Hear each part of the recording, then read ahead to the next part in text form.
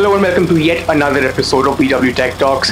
In this episode, we will be talking about a gaming laptop from Lenovo that honestly I have high expectations from. I mean, the MRP on the laptop says 5 lakh rupees. The packaging on it, it's not very impressive. Let's take a look.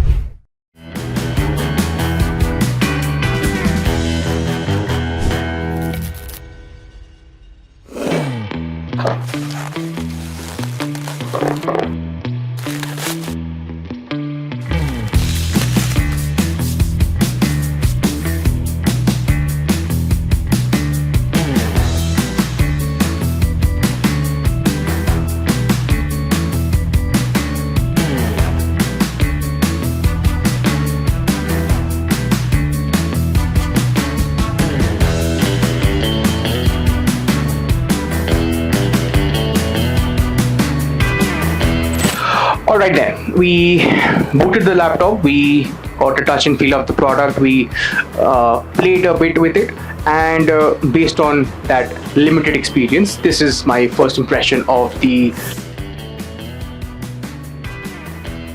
First things first, the first thing that caught my eye was the resolution of the screen. It's a 16:10 ratio display, not a 16:9. So in the beginning only you will notice that the display is a bit squarish as compared to the usual rectangular display seen on laptops. The lid is very smooth, and I mean very smooth. The hinge is of really good quality. You can lift the screen up by using one hand only. It's very seamless. You will notice that there is a notch at the top where there's the camera. It's not flat, it's a bit raised, sort of looks like half a trapezium, and I feel that it adds a bit to the laptop's uniqueness in terms of design. The display or rather the screen has a 180-degree hinge, so you can completely flat it out. I'm not sure how or why that is useful for gaming, but it's there. Once again, circling back to the screen, there is no flex at all. It's really well built and it moves seamlessly. My first impression of the keyboard was that, oh, you know what, it's just another classic Lenovo-esque keyboard with the same design that we see in every Lenovo laptop ever made.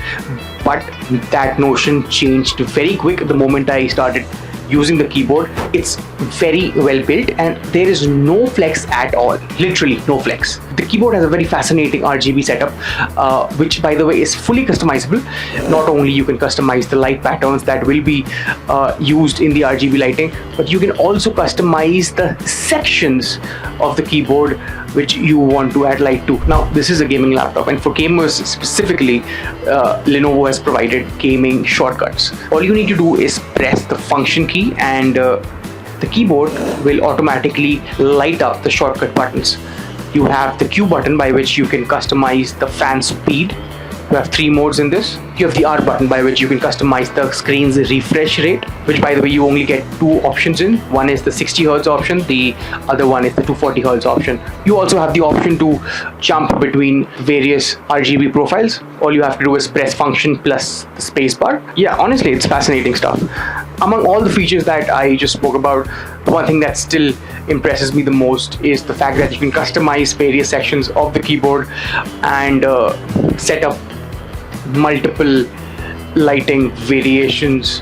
Oh, and one more thing, this laptop does come with a keyboard that has a co-pilot button already on it. The vents are situated on the sides and on the back, while the air intake fans are situated at the bottom. Now overall, this laptop gives me a very good vibe. It's well built. In my 2 days of usage, I have still not been able to find a spot or a place or a specific location where I felt that there has been some sort of cost cutting involved or lack of attention to detail. Everything I noticed on this laptop has been used, placed, optimized very with thought and intention behind it. Yes, so overall it's a great laptop, great build quality. The only thing that bothers me is that it's very easy. This laptop is a fingerprint magnet, especially if you are a person who has oily hands. you will be investing a considerable amount of time cleaning this. I did forget about the ports. You have a USB Type A, and on the left side you have a USB Type A and USB Type C port. On the right side you have a 3.5mm audio jack, a camera shutter button, and a USB A port. Now it's at the back where you get the majority of the ports.